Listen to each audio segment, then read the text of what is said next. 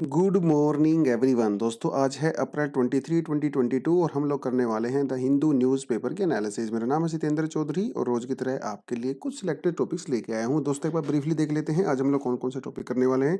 तो front page पे जो एक दो इंपॉर्टेंट न्यूज़ हैं थोड़ा सा वो देख लेंगे। उसके बाद करेंगे पोस्टल बैलेट फॉर एनआरआईज, मतलब फ्यूचर में एनआरआईज कैसे वोट कर सकते हैं हमारी कंट्री को विजिट किए बिना, उसके बारे में थोड़ा सा बात करेंगे। हालांकि टॉपिक ये रिपीटेड है लेकिन थोड़ा बहुत एडिशन यहाँ पे हुआ है, थोड़ा उसको हम लोग देख लेंगे। New schemes for the defence sector, ये दो नई स्कीम लॉन्च की गई हैं तो इनको थोड़ा सा देखेंगे। Death penalty in India, supreme court ने बहुत ही सेंसिटिव बात बोली है डेथ पेनल्टी को लेकर। वो कौन सी बात बोली है, क्यों बोली है, उसके बारे में थोड़ा सा देखेंगे। Shortage of staff in the food ministry, जो हमारी सीएसएस सर्विसेज होती हैं यहाँ पे काफ़ी ज़्यादा ऑफिसर्स की वैकेंसी चल रही है, उनकी शॉर्टेज चल रही है, उसके बारे में बात करेंगे। क्रेडिट स्वैप डील एक्सटेंडेड, ये एक्चुअली श्रीलंका के साथ हमारी जो क्रेडिट स्वैप डील थी उसके बारे में बात करेंगे। दोस्तों क्रेडिट स्वैप डील क्या होती है उसको एग्जांपल से आपको मैं समझाऊंगा, तो इस आर्टिकल को आप जरूर देखें। रीयूजेबल लॉन्च व्हीकल, ये इसरो एक नया एक्सपेरिमेंट कर रहा है जिसमें जो लॉन्च व्हीकल्स होते हैं वो दोबारा अर्थ के ऊपर आ सकते हैं, इसके बारे में बात करेंगे। साइंस एंड टेक से काफ़ी इंपॉर्टेंट टॉपिक हो जाता है, यूपीएससी के मेंस में ऑलरेडी यहाँ से क्वेश्चन पूछा जा चुका है। India Sri Lanka relation problems and solution, repeated topic है, थोड़ी बहुत न्यूज़ हमें इसमें थोड़ा सा इन्फॉर्मेशन एक्स्ट्रा देखने को मिलेगी तो थोड़ा इसको देखेंगे। आज का है एडिटोरियल सेक्शन, और क्योंकि आज सैटरडे है तो आज एक्सप्लेनर सेक्शन आया नहीं है ना, वो आपको पता ही है कि सैटरडे को आता नहीं है। एक दो न्यूज़ नहीं तो हम लोग यहाँ से निकाल लेते हैं, उसके अलावा कुछ एडिशनल आर्टिकल भी हैं और एक दो एमसीक्यूज़ भी आज आपके लिए मैं लेके आया हूँ from election commission of India. और जो हम लोगों ने परसों पूछे थे आपसे ना, परसों डे बिफोर यस्टरडे, चार हम लोगों ने एमसीक्यू किए थे, उसका आंसर आपको मैं बता देता हूँ। विच of the following is the commercial crop in India, mustard, tobacco, jute. भैया ये सारी की सारी कमर्शियल क्रॉप ही होती हैं। बहुत सारे बच्चों ने इसका सही आंसर दिया, मोस्टली बच्चों ने सही आंसर दिया क्योंकि क्वेश्चन भी काफ़ी ईजी था। विच of the what is the correct descending order in rice producing state in India, तो वेस्ट बंगाल, उत्तर प्रदेश, पंजाब और आंध्र प्रदेश। ये डी वाला ऑप्शन बिल्कुल करेक्ट है। Which of the following is not matched correctly, rabi crop, mustard cucumber. दोस्तों ये राबी क्रॉप नहीं है ये, ठीक है, राबी क्रॉप बाकी मस्टर्ड, बार्ले, मूंग, वेजिटेबल्स और कॉटन। देखिए मस्टर्ड दोनों में अंदर कॉमन है लेकिन क्यूकुम्बर यहाँ पे अलग हो जाता है ना, तो इसलिए ये स्टेटमेंट हम लोगों ने इनकरेक्ट कर दिया, इस स्टेटमेंट को करेक्ट कर दिया। Which agency is responsible for the procurement distribution in the shortage of food grain protection India, तो ये तो बहुत आसान सा क्वेश्चन था, ईजिएस्ट था ये सभी में एक्चुअली, तो ये तो बहुत आसान सा क्वेश्चन है। एक दो एमसीक्यू तो आज भी हम लोग करेंगे लेकिन उससे पहले देख लेते हैं फ्रंट पेज पे आज क्या न्यूज़ आई हुई है। Two Jaish e Mohammed fidayeen militants killed in Jammu ahead of PM visit. फिदाइन का मतलब होता है जो सुसाइड बॉम्बर्स होते हैं, उन्हें फिदाइन कहा जाता है। तो जैश ए मोहम्मद के दो मिलिटेंट्स, अब देखिए मुझे मुझे क्या मतलब, ये बहुत सारे लोग कंप्लेंट करते हैं द हिंदू आर्टिकल के बारे में, द हिंदू न्यूज़पेपर के बारे में भी कंप्लेंट करते हैं।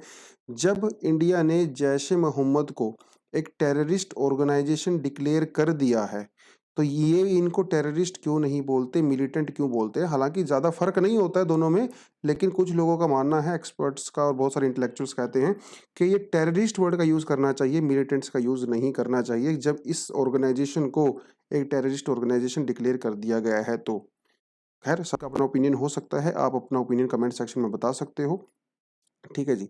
तो मोदी जी विजिट करने वाले हैं जे.एंड.के के अंदर, तो उससे पहले वहाँ पे थोड़ा माहौल टेंशन का चल रहा है, उसी के बारे में थोड़ा सा आर्टिकल है। सीआईएसएफ के जो है 2 जवानों की भी वहाँ पे मृत्यु हो गई क्योंकि अटैक की वजह से, तो वो सारी की सारी चीज़ें हैं, आप पढ़ना उसको पढ़ सकते हो, तो इंटरनल सिक्योरिटी वाले मामले में। तो वैसे भी हम लोग सीआईएसएफ के बारे में पहले बात कर चुके हैं, हम सीआरपीएफ के बारे में पहले बात कर चुके हैं, आईटीबीपी के पहले भी बात कर चुके हैं, रो के बारे में, सीबीआई के बारे में। तो मोस्टली जो हमारी ऑर्गेनाइजेशंस हैं इनके बारे में ऑलरेडी हम लोग बात कर चुके हैं प्रीवियस आर्टिकल्स में, राइट। और आगे कोई खास आर्टिकल इनके बारे में आएगा तो वो भी हम लोग बात करेंगे। India UK defence trade ties to get a booster dose, तो भैया यूके के प्राइम मिनिस्टर इंडिया में आए हुए हैं, बोरिस जॉनसन, और कल ये जेसीबी की मशीन पे भी चढ़ गए थे। तो इंडिया में आए हैं तो इन्होंने कुछ ट्रेड डील वगैरह हमारे साथ की है, कुछ डिफेंस डील वगैरह की है। तो उसमें से एक डील का नाम यहाँ पे आपको बताता हूँ, open general export licence for India to reduce bureaucracy and slashing delivery times for the defence procurement. Defence procurement में सबसे बड़ी दिक्कत एक आती है, आप ऑर्डर देते हो 2000 में और वो आपका सामान डिलीवर होता है 2020 में। सबसे बड़ी प्रॉब्लम यहाँ पे टाइम वाली आती है, और टाइम की दिक्कत आती है ब्यूरोक्रेसी की वजह से, और इंडिया में जो ब्यूरोक्रेसी है वो भी ब्रिटेन की देन है ना? तो ब्रिटेन ही लोगों ने हमें यहाँ पे ब्यूरोक्रेसी को इंट्रोड्यूस किया था। तो उन्होंने अपने वहाँ तो समस्याएँ ठीक कर ली, हालाँकि वहाँ पे अभी भी समस्याएँ हैं ब्यूरोक्रेसी में, लेकिन इंडिया में ब्यूरोक्रेसी की समस्या में बहुत ही स्लोली इम्प्रूवमेंट हो रही है, जबकि काफ़ी ज़्यादा इम्प्रूवमेंट होनी चाहिए थी।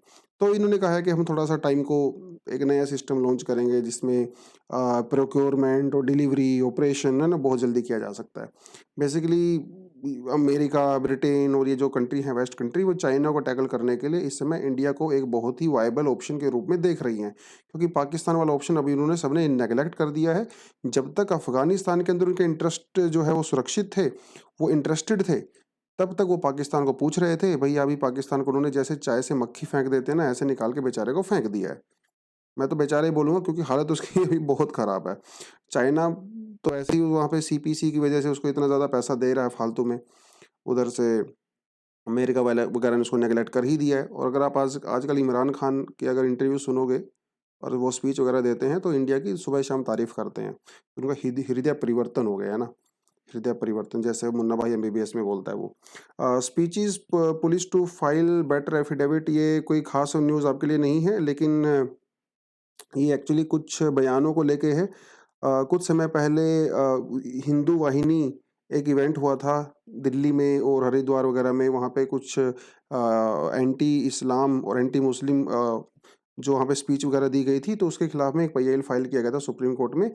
उसके लिए जो है एक एफिडेविट बेसिकली दिया गया था पुलिस की तरफ से, और उस एफिडेविट को पढ़ के सुप्रीम कोर्ट ने को पहले तो सुप्रीम कोर्ट के जज हँसे, उसके बाद कहा कि भैया ये जो आपने एफिडेविट बनाया है, ये पूरी तरह से ये दिखाता है कि आप इनको सपोर्ट कर रहे हो। तो इसलिए इस एफिडेविट को दोबारा से बना के लेके आओ, ठीक है? इस एफिडेविट हमें पसंद नहीं आया है, क्योंकि उस एफिडेविट में कहीं भी ये नहीं लिखा था कि वो जो स्पीच दी गई है वो एंटी मुस्लिम्स हैं। उसके अंदर ये लिखा गया था कि ये जो लोग स्पीच दे रहे थे, इसमें वो लोग अपनी कम्युनिटी को प्रोटेक्ट करने की बात कर रहे थे। तो वो थोड़ा-सा यहाँ पे मामला है, अगर आप पढ़ना है तो पढ़ सकते हो, छोड़ना है तो छोड़ सकते हो। हाँ, हेट स्पीच वाला टॉपिक आप इश्यू पता होना चाहिए आपको हेट स्पीच का, ठीक है? पर्टिकुलर न्यूज़ बस ध्यान रखो कि हाँ, ऐसा कुछ हुआ था, एग्ज़ाम में एग्ज़ाम्पल देने के काम आता है, लेकिन उस न्यूज़ की डिटेल जानने की आपको ज़रूरत नहीं है, ठीक है? Freedom of expression, hate speech, communalism, वो सब वर्ड आपको पता होना चाहिए एज़ एन इश्यू। तो ये हमारे जीएस पेपर 4 में भी पूछ लेता है, और जीएस 1 में जो सोसाइटी वाला पोर्शन है, वहाँ से भी पूछ लेता है। दोनों जगह से क्वेश्चन आ सकता है। 18 मोर श्रीलंकन रीच तमिलनाडु के अंदर तो आना शुरू हो गए हैं, क्योंकि वहाँ पे जॉब्स नहीं है, लोगों को लाइन में लगना पड़ता है, रिसोर्सेज नहीं है, तो वो सारी चीज़ें हैं। अब बढ़ते हैं दोस्तों आज के मेन टॉपिक के ऊपर, जो कहता है postal ballot for the NRIs being contemplated. Contemplated का मतलब ये है कि इसके ऊपर विचार विमर्श चल रहा है कि क्या एनआरआईज ऑनलाइन वोटिंग कर सकते हैं कि नहीं कर सकते हैं। पुराना टॉपिक है, पहले करवा चुका हूँ, लेकिन थोड़ा बता देता हूँ। देखिए, इस समय प्रेजेंट में क्या पोजीशन है। प्रेजेंट में ये पोजीशन है, जो एनआरआईज़ होते हैं उन अगर वो वोट करना चाहते हैं, तो उनको पहले इंडिया में विज़िट करना पड़ेगा, ठीक है? विज़िट करना पड़ेगा, और मतलब जहाँ पे उनका पासपोर्ट होता है, जो उनका एड्रेस दिया हुआ है पासपोर्ट में, वो जगह उनको विज़िट करना पड़ेगा। वहाँ पे आके आप वोट कर सकते हो। She can only vote in person. अब ऐसा नहीं है कि अपनी जगह पे किसी और को नहीं भेज सकते, खुद ही आना पड़ेगा। ठीक है? और जो पोलिंग स्टेशन में जो है उनको अपना पासपोर्ट भी जो है वो दिखाना पड़ता है। उसके अलावा अब ऐसा तो नहीं है कि हमेशा से ये प्रोग्राम था। ये 2011 में बेसिकली इसको इंट्रोड्यूस किया गया था। रिप्रेजेंटेशन ऑफ पीपल एक्ट 1950 के अंदर अमेंडमेंट करके, ठीक है? और आपको लग रहा होगा कि बहुत सारे एनआरआईज़ ऐसे होते होंगे जो इंडिया में विज़िट करते होंगे, वोटिंग करते होंगे, ऐसा बिल्कुल भी नहीं है। 2019 के इलेक्शन में भी इंडिया में सिर्फ 25,000 एनआरआईज़ ने आके वोट किया था। ये तो आके वोट किया था, ये वो पहले से ही इंडिया में रह रहे थे, उस समय वहाँ पे प्रेज़ेंट थे, तो उन्होंने सोचा होगा वोट कर देते हैं। लेकिन ओवरऑल जो अगर हम लोग बात करें डायस्पोरा की, according to UN report, united nation report of 2015, India's diaspora, diaspora का मतलब ये होता है कि जो इंडिया वाले बाहर रहते हैं।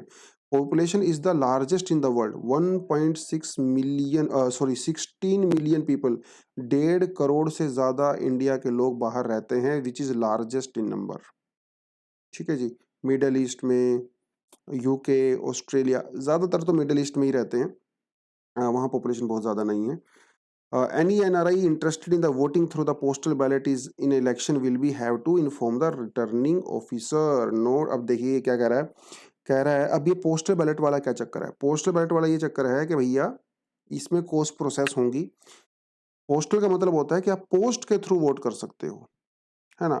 जैसे लेटर लिखते थे, चिट्ठियाँ लिखते हैं, बेसिकली उस तरह का रहता है। तो आप अपनी वोट डालिए, उस वोट को जो है एक एनवेलप में बंद करिए, उस एनवेलप को आप कहाँ पे लेके जाओगे? एम्बेसी में लेके जाओगे, ठीक है? और खाली एनवेलप नहीं आएगा, उस एनवेलप के साथ एक डिटेलिंग भी आएगी। आप उस डिटेलिंग में लिखोगे आपने कौन-सी पार्टी को वोट किया है, क्या है, जो भी आपको डिटेलिंग लिखनी है बेसिकली आप उसको एक्नॉलेज करते हो और अपने सिग्नेचर करते हो। फिर वो जाता है एम्बेसी के अंदर। अब वो एम्बेसी से वो जो है इंडिया में आपकी बैलेट आती है। फिर इंडिया में आपकी बैलेट को काउंट किया जाएगा। बेसिकली ये पूरा प्रोसीजर है। ठीक है जी। Along with the declaration attested by the officer appointed diplomatic और हाँ, तो वही है जो मैंने चीज़ें आपको बताई। अब यहाँ पे ये पक्का नहीं पता है कि उस आदमी को खुद पर्सनली एम्बेसी में जाना पड़ेगा या फिर वो अपने घर से उसको पोस्ट कर सकता है एम्बेसी के एड्रेस पे। ये कुछ क्लैरिटी यहाँ पे नहीं है। हालाँकि पूरे मामले में ही कोई क्लैरिटी नहीं है क्योंकि मोस्टली पॉलिटिकल पार्टीज़ इंडिया में इसको सपोर्ट नहीं कर रही हैं। कई सारे इशू हो सकते हैं यहाँ पे। पहली बात इशू ये हो सकता है कि जब पोस्टल बैलेट से अगर आप इलेक्शन करोगे तो सरकार को ये पता चल जाएगा कि भैया इस फलाने आदमी ने फलानी पार्टी को वोट किया है, तो उसको टारगेट किया जा सकता है। उसकी फैमिली वालों को यहाँ पे टारगेट किया जा सकता है, तो उसकी प्राइवेसी तो सबसे बड़ा इशू है ना? दूसरा बड़ा इशू ये है कि भैया हमारी एम्बेसीज़ के अंदर ऑलरेडी वैकेंसीज़ बची पड़ी हुई हैं, है ना? वहाँ पे ऑलरेडी काम करने के लिए लोग नहीं हैं। तो और ज़्यादा बर्डन उनके ऊपर डालेंगे तो कैसे काम होगा? अब वो इलेक्शन के टाइम पे ये काम करेंगे, ये इलेक्शन काम में दूसरे काम करेंगे, तो वो भी सोचने वाली बात है। तो समस्याएँ हैं। हालाँकि प्रॉक्सी वोटिंग वाला एक कॉन्सेप्ट इंट्रोड्यूस किया गया था, प्रॉक्सी वोटिंग। जैसे हम लोग कॉलेज में प्रॉक्सी अटेंडेंस लगाते थे स्कूल में, उसी तरह का सिस्टम होता है ये, कि भैया आप वोट मत करो, आप अपने बिहाफ़ पे किसी और को नॉमिनेट कर सकते हो, वो वोट कर सकता है। इसे कहते हैं प्रॉक्सी वोटिंग। और प्रॉक्सी वोटिंग के लिए 2006-17 में ऑलरेडी लोकसभा के अंदर बिल पेश हुआ था, पास भी हो गया था, लेकिन फिर 2019 में इलेक्शन हो गई, बिल राज्यसभा में चला गया, वहाँ पे पेंडिंग था, फिर वो बाद में लैप्स हो गया। अभी तो इस मामले में कुछ बातचीत नहीं चल रही है। तो ये पूरा मामला था और इलेक्शन कमीशन ऑफ इंडिया ने अभी जो है साउथ अफ्रीका और मॉरिशस में विज़िट किया है और वहाँ के एनआरआईज़ ने एक्चुअली उनको रिक्वेस्ट किया है इलेक्शन कमीशन ऑफ इंडिया के ऑफिसर्स को कि आप प्लीज़ हमें जो है वोट देने का अधिकार दीजिए। इसीलिए पूरा मुद्दा दोबारा से न्यूज़ में था। यहाँ से आपके से 2 क्वेश्चन पूछता हूँ मैं, इलेक्शन कमीशन ऑफ इंडिया को लेके ही है। Choose the correct statement about the election commission. What is the tenure of the election commissioner of India? 2 question हैं, स्क्रीनशॉट लेना है, पॉज़ करना है वीडियो को, कमेंट सेक्शन में नीचे कमेंट करने हैं और कल मैं उन बच्चों के नाम अनाउंस करूँगा जो सही आंसर बढ़िया से देंगे। ठीक है जी, चलिए। Rajnath roles out schemes for the defence startups. 2 scheme basically उन्होंने लॉन्च की हैं। अभी भोपाल के अंदर जो है भोपाल के अंदर भी चल रहा था हमारा डिफेंस एक्सपो और दिल्ली के अंदर भी चल रहा है, तो वहाँ पे इन्होंने बेसिकली फ्राइडे को मतलब पर कल हाँ, कल फ्राइडे था ना, तो कल इन्होंने 2 स्कीम वहाँ पे लॉन्च की हैं। एक स्कीम का नाम है iDEX, innovations for the defence excellence और दूसरी स्कीम का नाम है defence India startup challenge disc 6। ठीक है, 2 स्कीम लॉन्च की हैं। इनका कहना है कि जो नए स्टार्टअप्स आते हैं और जो कि 1.5 करोड़ से लेके 10 करोड़ रुपए तक का सपोर्ट उनको जो है जिनको सपोर्ट चाहिए तो उनको हम लोग डेफ़िनेटली यहाँ पे सपोर्ट करेंगे। कैसे करेंगे, क्यों करेंगे, इतना उन्होंने ज़्यादा कुछ बताया नहीं, बस ये 2 स्कीम उन्होंने लॉन्च की है। इनका कहना है कि ज़्यादा से ज़्यादा प्राइवेट सेक्टर को डिफेंस सेक्टर में आना चाहिए और नई-नई इनोवेशन लेके आनी चाहिए, नया-नया जो है टेक्नोलॉजी लेके आइए भैया, विदेशों से लेके आओ, हमारे यहाँ खुद पैदा करो, हमें नहीं पता। लेकिन उनका कहना है कि अगर स्टार्टअप्स डिफेंस सेक्टर में आते हैं तो उनको बहुत ज़्यादा सरकार के द्वारा वेलकम किया जाएगा, बेसिकली ये उनका कहना है। तो ये बस 2 स्कीम के नाम आपने याद रखना है, अभी इसके बारे में कोई डिटेलिंग आई नहीं है, जब डिटेलिंग आएगी तो कर लेंगे। Supreme court moves deeper scrutiny before award of the death penalty. देखिए पिछले दिनों राजस्थान में कुछ केस हुए और जहाँ पे किसी आदमी ने किसी बच्ची का रेप कर दिया, रेप करने के बाद उसका मर्डर कर दिया, तो हीनियस क्राइम था, राइट? तो यहाँ पे डेथ पेनल्टी तो बनता ही है, लेकिन समस्या डेथ पेनल्टी की नहीं है, समस्या डेथ पेनल्टी की ये है जब वो केस जज साहब के सामने गया तो जज साहब ने उसको 10 मिनट में ही डेथ पेनल्टी सुना दिया। समय ही नहीं लिया डेथ पेनल्टी सुनाने के लिए। भैया डेथ पेनल्टी कोई ऐसा छोटा-मोटा सज़ा थोड़ी ना है ना? कि आपको ₹500 का फाइन लगा रहे हैं। तो उसके लिए पूरी तरह से स्टडी होनी चाहिए। इतना जल्दबाजी में आप डेथ पेनल्टी नहीं दे सकते। तो सुप्रीम कोर्ट के जजेस ने अभी इस बात को ये लोग गौर कर रहे हैं, ऑब्ज़र्व उन्होंने किया है और उन्होंने कहा है कि जो ट्रायल जजेस होते हैं, पहले उनके सामने पूरा रिकॉर्ड आना चाहिए उस क्रिमिनल का, ठीक है? जो कल्प्रिट है, उसका पूरा रिकॉर्ड उनके सामने आना चाहिए। सिर्फ़ ये नहीं देखना चाहिए कि इसने क्या क्राइम किया है, बल्कि ये भी देखा जाना चाहिए कि एक्चुअली उस आदमी ने ऐसा क्राइम किया है, तो क्या उसके पीछे क्या कारण हो सकता है ना? तो ज़्यादा डीप जाने की ज़रूरत है। उसका चाइल्डहुड कैसा था? ताकि उसके चाइल्डहुड का हो सकता है एक्सपीरियंस का उसकी जवानी पे या उसने बाद की लाइफ में फ़र्क पड़ा हो। मल्टी जनरेशनल हिस्ट्री कैसी है उसकी फैमिली की? क्या उसके साथ फिज़िकल अब्यूज़ हुआ है? कि उसकी मेंटल हेल्थ कैसी है ना? क्या उसकी लाइफ में उसकी फैमिली में कोई बड़ा ट्रॉमा हुआ है जिसकी वज़ह से उसका दिमाग हिल गया हो? उसकी फैमिलियल हिस्ट्री, उसकी सोशल हिस्ट्री, उसके कल्चरल फैक्टर्स, तो ये सारी की सारी चीज़ें भी जज साहब को ध्यान में रखनी चाहिए। वन साइज़ फिट ऑल वाली जो अप्रोच है ये सही नहीं है।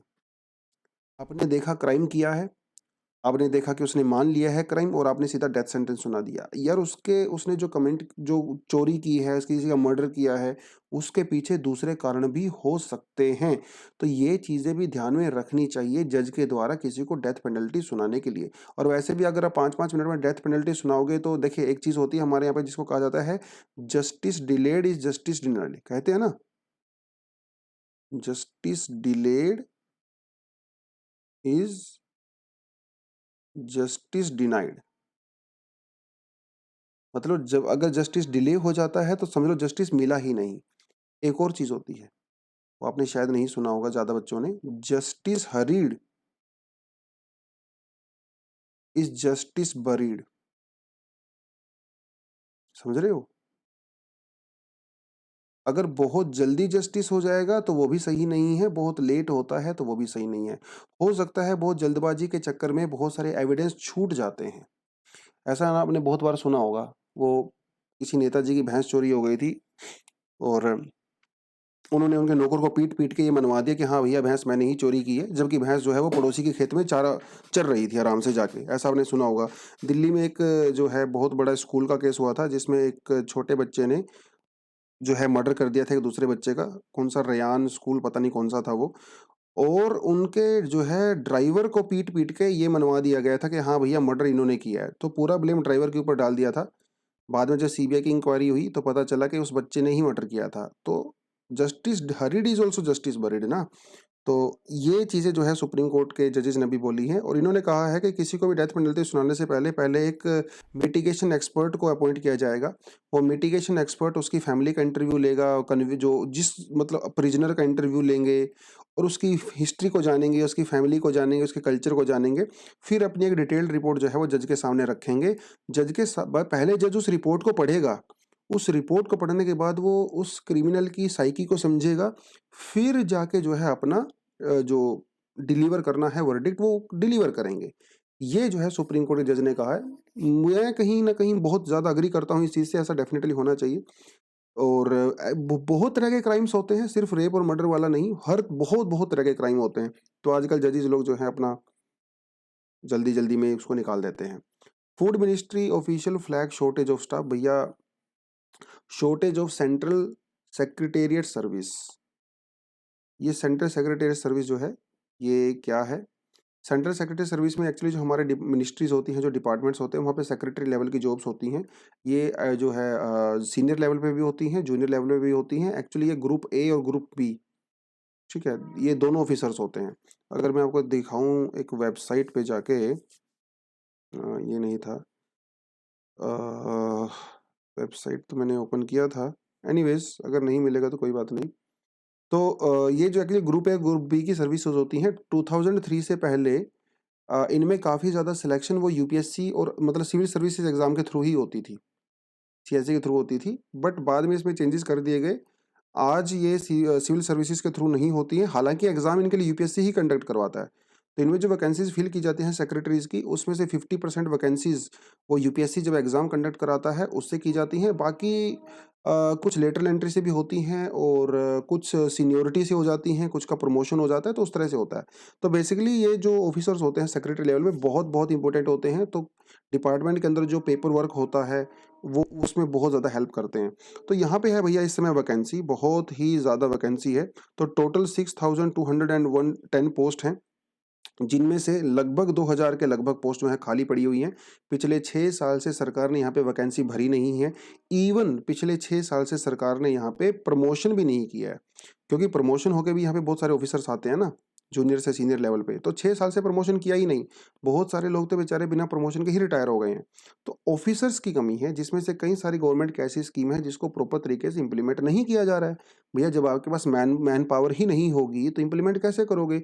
जैसे हमारे पास नेशनल फूड सिक्योरिटी एक्ट है, प्रधानमंत्री गरीब कल्याण अन्न योजना है, one nation one ration card है। तो इस तरह की बहुत सारी स्कीम जो फूड डिपार्टमेंट यानी कि जो हमारा मिनिस्ट्री ऑफ कंज्यूमर अफेयर के अंडर में आती हैं, वो नहीं कर पा रहे हैं उसको। तो उन्होंने सरकार को बेसिकली रिक्वेस्ट किया है कि भैया आप जल्दी से जल्दी इन वैकेंसी को भरिए, कुछ ना कुछ जुगाड़ लगाइए, क्योंकि ऑफिसर नहीं है हमारे पास। फिर हम आप लोग कल को हमें ये मत बोलना कि आप लोगों ने स्कीम को इम्प्लीमेंट नहीं किया। इम्प्लीमेंट करने के लिए काम लोग भी होने चाहिए, है ना? तो ये जो है पूरे का पूरा मामला है। कई बार आपने ऐसा सुना होगा ना कि ये पैसा जो है वो अनयूज्ड रह गया। सरकार ने मान लो बजट के अंदर किसी मिनिस्ट्री के अंदर 2000 करोड़ रुपए दिया, और जब अगला बजट आता है तो पता चलता है इस 2000 करोड़ में से 1800 करोड़ वो अनयूज्ड पड़ा हुआ है। ऐसा बहुत बार सुना होगा ना आपने। फिर हम लोग सोचते हैं यार ऐसा अनयूज्ड पैसा कैसे रह जाता है? जब सरकार ने पैसा दिया है तो उसको लगाओ भैया कहीं न कहीं। लेकिन ये अनयूज्ड इसलिए रहता है क्योंकि सरकार के पास स्टाफ नहीं होता। स्कीम को चलाने के लिए पैसा खर्चा करने के लिए इंसान चाहिए ना, तो इंसान ही नहीं होते हैं, वैकेंसी पड़ी रहती हैं। तो जब वैकेंसी पड़ी रहेंगी तो उसको इम्प्लीमेंट कौन करेगा, उसको खर्चा कौन करेगा? ये बहुत बड़ी समस्या है। इसे कहा जाता है स्टेट कैपेसिटी, इसके लिए वर्ड यूज़ किया जाता है स्टेट कैपेसिटी। तो स्टेट के पास पैसा तो है, लेकिन पैसा खर्चे करने के लिए कैपेसिटी नहीं है। बहुत सारी स्टेट में ये दिक्कत आती है, राजस्थान, बिहार, झारखंड, इस इन स्टेट में बहुत दिक्कत आती है। महाराष्ट्र, केरला, तमिलनाडु हमारी कंट्री में ऐसे स्टेट हैं, जहाँ की स्टेट कैपेसिटी काफ़ी अच्छी है। तो जितना पैसा उनको मिलता है वो जल्दी-जल्दी उसको खर्च भी कर डालते हैं। आगे बढ़ते हैं। India extends duration of the 400 million currency swap. तो ये श्रीलंका के साथ हम लोगों ने डील किया था, अभी हम लोगों ने इसको एक्सटेंड कर दिया है। तो श्रीलंका बहुत सारी प्रॉब्लम्स फेस कर रहा है, फ़ोरेक्स खत्म हो गया है उसका, बैलेंस ऑफ पेमेंट वाला क्राइसिस चल रहा है ना? तो ये करेंसी स्वैप डील होता क्या है? देखिए करेंसी स्वैप डील का दोस्तों मतलब ये होता है कि जो इंटरनेशनल ट्रेड होती है बेसिकली वो डॉलर के अंदर होती है, ठीक है? जो भी लेन-देन होता है इंटरनेशनल कंट्रीज़ के बीच में वो होता है डॉलर के थ्रू। तो अब श्रीलंका के पास डॉलर तो है नहीं, लेकिन उनको पैसा चाहिए, तो अगर वो इंडिया से पैसा लेंगे, तो उनको डॉलर में देना पड़ता है, ये यूजुअली होता है। और अगर हम लोग श्रीलंका को पैसा देते हैं, तो वो भी हमें डॉलर में देना, तो श्रीलंका को बेसिकली डॉलर चाहिए, लेकिन उनको रिटर्न करने के लिए उनके पास डॉलर है नहीं। तो उसके लिए करेंसी स्वैप डील की जाती है, जिसके तहत आप वो पैसा डॉलर में ना देके आप दूसरी करेंसी में भी दे सकते हो, जो आपके पास अवेलेबल है। और ये डील होने से पहले ही तय किया जाता है कि हम लोग कौन-सी करेंसी में देंगे। तो बेसिकली इंटरनेशनल रिलेशन में इस तरह से यूज़ किया जाता है, लेकिन कंपनीज़ इसको थोड़ा अलग तरीके से करती हैं। एक एग्ज़ाम्पल आपको देता हूँ। मान लो कंपनी ए है, ठीक है? मान लो कंपनी ए है, और ये जो कंपनी है, ये अमेरिकन कंपनी है, और ये यूरोप के अंदर इन्वेस्ट करना चाहती है। और दूसरी कंपनी हमारे पास कंपनी बी, ये यूरोपियन कंपनी है और ये अमेरिका के अंदर इन्वेस्ट करना चाहती है। तो अमेरिकन कंपनी जब अमेरिकन बैंक से पैसा लेगी तो उसको डॉलर में मिलेगा, ऑब्वियस सी बात है। और जब वो उसको इंटरेस्ट वापस करेंगी तो वो भी डॉलर में करना पड़ेगा। लेकिन ये कंपनी को इन्वेस्ट तो यूरोप में करना है ना, तो यूरोप में इन्वेस्ट करने के लिए इसको क्या चाहिए? इसको चाहिए पाउंड्स, राइट? और अमेरिकन कंपनी को अमेरिका में इन्वेस्ट करने के लिए क्या चाहिए? डॉलर चाहिए। लेकिन अमेरिकन कंपनी को लोन मिलता है डॉलर में और यूरोपियन कंपनी को मिलता है पाउंड में। तो ये क्या करते हैं, आपस में करेंसी स्वैप डील कर लेते हैं। तो कंपनी ए अपनी तरफ से लोन लेती है, कंपनी बी अपनी तरफ से लोन लेती है। तो कंपनी ए के पास जब डॉलर आ जाते हैं, ये कंपनी बी को दे देती है। कंपनी बी के पास जब पाउंड आ जाते हैं, तो ये कंपनी ए को देती है। दोनों अपने-अपने जहाँ पे इनको इन्वेस्ट करना है, वहाँ पे इन्वेस्ट कर लेती हैं। बाद में वो जब इंटरेस्ट रेट पे करती हैं तो वो आराम से उसी करेंसी में कर सकती हैं जो उसको रिक्वायर्ड होता है। इसे कहते हैं करेंसी स्वैप डील, कि मतलब तुमने मेरी करेंसी ले ली, मैंने तुम्हारी करेंसी ले ली। तो इस तरह की करेंसी स्वैप डील जो है इंडिया श्रीलंका के साथ भी कर सकता है। देखिए इसके कई सारे वर्जन्स होते हैं, जैसे हम लोग उनको रुपये में पैसा दे सकते हैं, वो हमें अपनी चाइनीज़ करेंसी में दे सकते हैं। हम उनको डॉलर में दे सकते हैं, वो हमें चाइनीज़ अपनी सॉरी चाइनीज़ में भी दे सकते हैं, कोई दिक्कत नहीं है। वो डिपेंड करता है कि आप इनिशियली कौन-सा डील उनके साथ करते हो। तो डेफ़िनेटली श्रीलंकन रुपये में तो अभी हम लोग लेने वाली पोज़ीशन में नहीं रह पाएँगे, क्योंकि श्रीलंकन रुपये की तो वैल्यू बहुत डाउन हो गई है। लेकिन वो डिपेंड करता है कि आप कौन-सी करेंसी लेते हो, जो उनके पास अवेलेबल है। वो चाइनीज़ करेंसी भी हो सकती है, वो जापानीज़ भी हो सकती है, तो इसे करेंसी स्वैप डील कहते हैं बेसिकली। ठीक है? तो इसको हम लोगों ने अभी और एक्सटेंड कर दिया है। यहाँ पे एक और वर्ड आपको देखने को मिलेगा जिसे कहते हैं line of credit. Line of credit बोलते हैं उसको। लाइन ऑफ क्रेडिट का मतलब ये होता है कि हम देखिए वैसे तो थोड़ा समय लग जाएगा इस टॉपिक में, बट फिर भी आपको मैं बता देता हूँ। देखिए लाइन ऑफ क्रेडिट दोस्तों थोड़ा ना क्रेडिट कार्ड के जैसा होता है। तो जैसे इंडिया ने श्रीलंका को $1 बिलियन का लाइन ऑफ क्रेडिट दिया हुआ है। इसका मतलब ये होता है कि $1 बिलियन तक श्रीलंका हम लोगों से पैसे ले सकता है, लेकिन वो इसको पैसा एकदम नहीं लेगा, धीरे धीरे करके लेगा। बेसिकली जैसे क्रेडिट कार्ड में होता है ना कि आपके क्रेडिट कार्ड की लिमिट 50,000 रुपये होती है, जब आपका मन करे जितना आप निकाल सकते हो। तो उसी तरह का होता है ये। तो जब श्रीलंका का मन करेगा कि आज उसको 100 मिलियन चाहिए तो 100 मिलियन ले लेगा। कल को उसको लगता है कि उसको $5,000 चाहिए तो 5,000 ले लेगा, और जिस तरह से वो पैसा लेता रहेगा उसी तरह से उसके ऊपर इंटरेस्ट रेट लगता रहेगा। तो आप ये मत समझना कि इंटरेस्ट फ्री होता है, बिल्कुल भी नहीं होता है। तो 1 बिलियन तक की लिमिट है, धीरे-धीरे करके वो पैसा निकाल सकता है। ये बेसिकली इसको हम लोग लाइन ऑफ क्रेडिट बोलते हैं। कई कई स्टूडेंट को और बहुत लोगों को लगता है कि लाइन ऑफ क्रेडिट का मतलब होता है कि फ्री में हेल्प करना। वो ऐसा नहीं होता, वो ग्रांट होता है या डोनेशन होता है। ISRO to conduct RLV landing experiment soon. RLV का मतलब है रियूजेबल लॉन्च व्हीकल। तो इसमें होता क्या है, थोड़ा सा आपको मैं दिखाता हूँ। ये खेल पूरा क्या है। खेल ऐसा होता है कि भैया हमारी पृथ्वी से, धरती से जो हमारे लॉन्च व्हीकल्स होते हैं, हमारा जो रॉकेट होता है, वो सैटेलाइट को ऊपर लेके जाता है। और सैटेलाइट को यूजुअली क्या होता है, वो सैटेलाइट को जब ऊपर लेके जाता है ना, तो वो रास्ते में ही खत्म हो जाता है, ब्लास्ट हो जाता है, या फिर वो कचरे के रूप में वहीं घूमता रहता है, या फिर अल्टीमेटली वो अर्थ के ऊपर आ जाता है एज अ वेस्ट। लेकिन फ्यूचर में ऐसा नहीं होगा।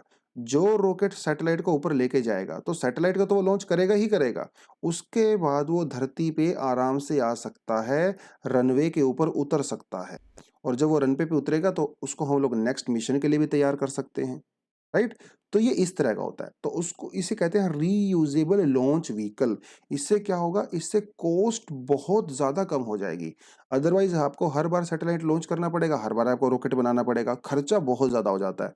तो कॉस्ट कटिंग के लिए बेसिकली इस नई टेक्नोलॉजी का एक्सपेरिमेंट किया जा रहा है। अमेरिका में भी कई सारी कंपनी ने, इवन नासा ने भी एक्सपेरिमेंट किए हैं, और काफी सक्सेसफुल एक्सपेरिमेंट किए हैं। और जो इलोन मस्क की कंपनी है स्पेस एक्स, वो तो इसका यूज कर ही रही है, उसने तो ये बना भी लिया है। इसरो भी इसको डेवलप करने की कई साल से कोशिश कर रही है, और उसके लिए बेसिकली इन्होंने एक्सपेरिमेंट यहाँ पे शुरू किए हैं। इसीलिए जो है थोड़ा सा ये न्यूज़ में यहाँ पे बना हुआ था। तो इंडियन स्पेस रिसर्च एजेंसी उन्होंने कुछ लैंडिंग एक्सपेरिमेंट करने की कोशिश की है, जिसे कहा जाता है reusable launch vehicle technology demonstration. Basically इसको करने की कोशिश कर रहे हैं। और इसमें होगा क्या कि पहले हम लोग अपने किसी रॉकेट टाइप के प्रोटोटाइप का मतलब होता है कि उसकी कॉपी होती है। तो उसको हम लोग 2.3 किलोमीटर से 2.4 किलोमीटर तक हवा में लेके जाएंगे हेलीकॉप्टर की हेल्प से। फिर वहां से हम उसको नीचे जो है छोड़ेंगे, और फिर वो धीरे धीरे रनवे के ऊपर उतरेगा। ठीक है, पैराशूट की हेल्प से, इस तरह से। तो ये टेक्नोलॉजी हम लोग अभी इसको कर रहे हैं, टेस्ट कर रहे हैं। तो लेट्स होप कि जल्दी से जल्दी ठीक हो जाए। अगर आपको आरएलवी के बारे में थोड़ा ज़्यादा पढ़ना है तो ये जो आर्टिकल है बेसिकली मैंने ये इसरो की वेबसाइट से कॉपी किया है, वहीं से स्क्रीनशॉट लिया है। थोड़ा बहुत इसके बारे में आपको एक्स्ट्रा पढ़ना है, पढ़ सकते हो। ठीक है, चलिए जी आगे बढ़ते हैं दोस्तों अगले टॉपिक पे। Russia illegally holds disputed island, Japan ने कहा है। तो बस मेरा आपका सिर्फ मकसद मेरा ये है इसका बताना कि यहाँ पे जो आइलैंड है इन्हें कहा जाता है क्यूरिल आइलैंड्स। ठीक है, तो क्यूरिल आइलैंड्स को वर्ल्ड वॉर 2 के दौरान रशिया ने कैप्चर कर लिया था, और अभी तक इनके ऊपर कुंडली मार के बैठा हुआ है। जापान कहता है कि भैया ये मेरा है, रशिया कहता है कि बकवास मत करो, ये मेरा है, इसको मैं नहीं छोड़ने वाला हूँ। तो उसी को लेके जो है थोड़ा सा विवाद है। बाकी क्यूरिल आइलैंड आपको बस नाम याद रख लेना है। ठीक है, और ये नॉर्थ जापान में पड़ता है। बस इससे ज़्यादा कुछ जानने की ज़रूरत नहीं है फिलहाल इसके लिए। आज का एडिटोरियल सेक्शन दोस्तों कहता है fishing for the workable solution in the पाक बे। तो ये पाक बे क्या है? एक्चुअली पाक बे जो है इंडिया और श्रीलंका के बीच में जो मरीन बाउंड्री है वो है। तो ये है जी हमारा पाक बे और ये इस तरह से यहाँ से बॉर्डर निकलता है और ये बॉर्डर हम लोगों ने एक्चुअली 1974 में बनाया था। उससे पहले हमारे पास इस तरह का डिमार्केटेड और लीगल तौर पे बॉर्डर था भी नहीं। तो ये उसी के बारे में बात कर रहा है बेसिकली कि फिशिंग की जो प्रॉब्लम है इंडिया श्रीलंका के बीच में उसके सॉल्यूशन हैं अगर आप ढूंढो तो। देखो ढूंढने से तो भगवान भी मिल जाता है, ये तो इतनी बड़ी समस्या है नहीं। तो थोड़ा पूरा मामला क्या है वो आपको मैं बताता चलता हूँ। एक्चुअली 25 मार्च को इसी साल में मीटिंग हुआ था India Sri Lanka joint working group, जिन्होंने फिशरिंग को लेके और भी कुछ मुद्दे उन्होंने चर्चा की थी, लेकिन ज़्यादा जो फोकस था वो फिशरी के ऊपर ही था। तो इस ये एक्चुअली जो मीटिंग थी और इससे पहली जो मीटिंग हुई थी, ये मीटिंग एक्चुअली 15 महीने के बाद हुई थी, आफ्टर 15 मंथ्स। वैसे तो ये मीटिंग रेगुलर होती रहती हैं, लेकिन ये 15 महीने और इस 15 महीने के बीच में बहुत कुछ हुआ। इसके बीच में हमारे कुछ फिशरमैन मारे गए बाय श्रीलंकन कोस्ट गार्ड्स और हमारे कुछ फिशरमैन की बोट वगैरह भी छीन ली गई बाय देयर कोस्ट गार्ड्स। तो काफ़ी हंगामा हुआ इस बीच में, तो इसलिए मीटिंग बहुत ज़्यादा क्रूशियल हो जाती है। तो इंडिया श्रीलंका के बीच में मेजर इशू क्या है? मेजर इशू तो वही है, क्या है कि फिशरी वाली प्रॉब्लम है ना? मेथड ऑफ फिशिंग हम लोग क्या करते हैं, ट्रोलर्स का यूज़ करते हैं। देखिए ये है ट्रोलर। फिशिंग भी इतनी बड़ी समस्या नहीं है। समस्या है ये बड़े-बड़े ट्रोलर्स यूज़ करने की। देखिए इंडिया का झंडा लगा हुआ है, भारत माता की जय। तो इतने बड़े-बड़े ट्रोलर्स क्या करते हैं, ये ट्रोलर भैया बिल्कुल ही एकदम मतलब ओशियन के बॉटम तक चले जाते हैं, ये जब जाला फेंकते हैं और बिल्कुल ओशन इकोलॉजी को ख़त्म कर देते हैं। उसका जो बॉटम है, उसका जो सरफेस है, उसका भी सफाया कर देते हैं। बड़े-बड़े ट्रोलर समस्या है और इंडिया के फिशरमैन के पास ये ट्रोलर हैं, श्रीलंका के फिशरमैन के पास ये ट्रोलर नहीं है, उनके पास बेचारों के पास वो सिंपल बोट्स रहती हैं। तो जिसकी वजह से यहाँ पे ये पूरी समस्या रहती है, तो मरीन इकोलॉजी को बहुत ज़्यादा खतरा यहाँ पे हो जाता है। ठीक है? तो ये समस्या हुई। अब ये समस्या अभी प्रेज़ेंटली सॉरी, प्रेज़ेंटली थोड़ी-सी और ज़्यादा एक्सटेंड हो गई है। क्यों हो गई है? क्योंकि adversely affect their counterpart in the northern province who are already struggling। तो श्रीलंका के अंदर जो फिशरमैन हैं इस एरिया में, जो भी तमिल्स हैं ना, तो वो पहले से ही बहुत ज़्यादा स्ट्रगल कर रहे हैं सिविल वॉर की वजह से और उसके बाद जो प्रॉब्लम्स उनको आई हैं। और इस तरह की फिशरी वाली प्रॉब्लम होगी तो बेचारों को और ज़्यादा समस्या करनी पड़ेगी। तो बेसिकली वहाँ के जो तमिल्स हैं उनकी हालत बहुत ख़राब है। राइट? इसका बेसिकली कहने का मतलब ये है कि और इस समय प्रेजेंटली जो वहाँ पे इकोनॉमिक क्राइसिस चल रहा है, उसकी वजह से जो थोड़ी बहुत हालत ठीक होगी भी, वैसे तो थी नहीं, वो और भी ज़्यादा खराब हो गई। और समस्या शुरू होती है कहाँ से? 74 से। उससे पहले इतनी बड़ी समस्या नहीं थी। तो पहली समस्या शुरू हुई 74 से, दूसरी समस्या शुरू हुई 1990s से, 1990s से। बताता हूँ आपको कैसे हुआ। देखिए जब 1974 में बॉर्डर को डिमार्केट किया गया, तो वो बॉर्डर की जो लाइन है ना, वो थोड़ी कंट्रोवर्शियल है। कैसे? तमिलनाडु के अंदर जो जगह है धनुषकोडी, ठीक है? धनुषकोडी, उसके बीच में और इंटरनेशनल बॉर्डर के बीच में सिर्फ 9 नॉटिकल माइल्स का फ़र्क है। जबकि श्रीलंका से वो 34 नॉटिकल माइल है, समझ रहे हो? तो अगर ये बॉर्डर है हमारा, तो यहाँ पे जो है धनसोकड़ी है, यहाँ से और इसके बीच में सिर्फ 9 नॉटिकल माइन का डिफरेंस है, जबकि श्रीलंका की बाउंड्री से वो 34 नॉटिकल माइन है। तो इसका मतलब ये हुआ कि हमारे फिशरमैन बहुत ही कम डिस्टेंस तक ट्रैवल कर सकते हैं, जबकि श्रीलंका के फिशरमैन बहुत दूर तक आ सकते हैं। एक तो ये समस्या है। दूसरी समस्या एक और है, कानून है। कानून कौन सा है? Tamil Nadu marine fishing regulation act, जिसके तहत जो बड़ी बोट्स होती हैं, जो ट्रोलर्स होते हैं, जो मैकेनाइज्ड बोट्स होती हैं, वो सिर्फ 3 नॉटिकल माइल तक ही जा सकती हैं, उसके आगे नहीं जा सकती। तो हमारे जो फिशरमैन की मूवमेंट है वो काफ़ी ज़्यादा रिस्ट्रिक्ट हो जाती है इस बॉर्डर की वजह से और उस कानून की वजह से। तो वो ज़्यादा दूर तक जा नहीं पाते। लेकिन हमारे यहाँ पे डिमांड बहुत ज़्यादा है, एक तो पॉपुलेशन बहुत ज़्यादा है ना? ऊपर से ये हुआ कि 1990 से पहले हमारे फिशरमैन के पास जो है स्मॉल बोट्स हुआ करती थी, नॉर्मल वाली, जो श्रीलंका के वालों के पास है। लेकिन उसके बाद सरकार ने जो है इनको ट्रोलर्स पकड़ा दिए, सब्सिडी दे दिया, लोन दे दिया बहुत बहुत कम पैसे में, इनकी इनकम इंक्रीज़ करने के लिए, क्योंकि लिबरलाइज़ेशन हो गया था ना। तो इनके पास वो बड़े ट्रोलर्स आ गए और समस्या तभी शुरू हुई जब वो बड़े ट्रोलर्स आए। उससे पहले इतनी बड़ी समस्या नहीं थी। तो धीरे-धीरे इस पाक बे रीजन के अंदर जो है फिश की जो पॉपुलेशन है वो बेसिकली कम हो रही है। और यहाँ पे एक और भी समस्या है। समस्या ये है कि जो इंडियन साइड वाली पाक ये जो रीजन है, ये काफ़ी शैलो है, बहुत डीप नहीं है। शैलो होने की वजह से यहाँ पे कई सारे कोरल रीफ भी हैं, तो उनको भी डैमेज हो जाता है और शैलो होने की वजह से ज़्यादा फिश भी नहीं मिल पाती। तो इसीलिए हमारे फिशरमैन ज़्यादातर जो देखा जाता है वो बाउंड्री को क्रॉस कर देते हैं और इंटरनेशनल वाटर के अंदर वो चले जाते हैं और उनको फिर यहाँ वाले श्रीलंका वाले कोस्ट गार्ड पकड़ लेते हैं। कई बार वायलेंस भी होता है, फायरिंग वगैरह भी हो जाती है, कई बार उनकी बोट्स वगैरह को कैप्चर कर लेते हैं, तो कई सारी समस्याएं उनके बीच में बनी हुई है। एक तो ये चीज़ हो गई। तो लेकिन सॉल्यूशन क्या है? प्रॉब्लम तो है हमारे पास, सॉल्यूशन भी तो होगा। तो यहाँ पे कई बहुत बढ़िया सॉल्यूशन बताए गए हैं, जो कि बिल्कुल स्पेसिफिक हैं। कुछ सॉल्यूशन ऐसे हैं जो बहुत जनरल से हैं कि फिशरमैन को बैठ के आपस में बात करना चाहिए, दोनों सरकारों को रेगुलर तौर पे एक-दूसरे के साथ चीज़ें एक्सचेंज करनी चाहिए। वो तो बहुत जनरल से सॉल्यूशन है जो सबको पता है, उसमें कुछ खास नहीं है। और प्रधानमंत्री जो मत्स्य संपदा योजना है, उसको प्रोएक्टिव तरीके से लगाइए। अल्टरनेटिव लिवलीहुड उन अब क्या है ना, तमिलनाडु के जो ईस्ट कोस्ट पे ज़्यादातर जो लोग हैं वो फिशरी के अंदर ही इन्वॉल्व हैं, अपनी लिवलीहुड को लेके, फूड सिक्योरिटी को लेके। तो क्यों ना उनको एक अल्टरनेटिव लिवलीहुड प्रोवाइड करा दिया जाए या फिर उनको फिशिंग के लिए नई टेक्नोलॉजी प्रोवाइड करवाई जाए, उनको स्किल प्रोवाइड कराया जाए। समय आ गया अभी नया स्किल सीखने का। तो इसके अंदर इसने 3 चीज़ें बहुत शानदार बताई हैं। पहला बताया है सीवीड कल्टीवेशन। देखिए जो आपको नज़र आ रहा है ना, सीवीड बेसिकली ये समुद्री घास होता है। तो इसकी कल्टीवेशन कर सकते हैं भैया, फिशिंग मत करो, क्योंकि इससे भी बहुत बेनिफिट होता है। इससे बायोफ्यूल बनता है, ठीक है? तो इससे बायोफ्यूल बनता है, मिथेनॉल, इथेनॉल वगैरह वो सब बनता है इससे।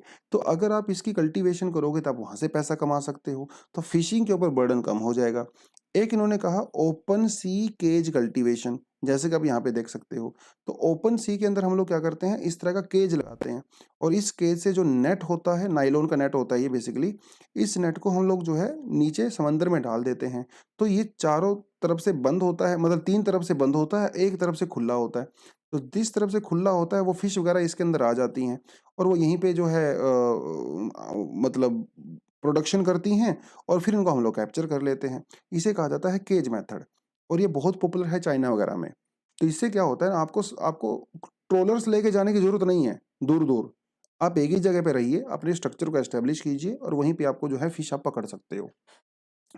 एक जो इन्होंने बताया है वो बताया है ओशन रेंचिंग। देखो ओशन रेंचिंग की भी फ़ोटो मेरे पास थी। हाँ, ये रही ओशन रेंचिंग।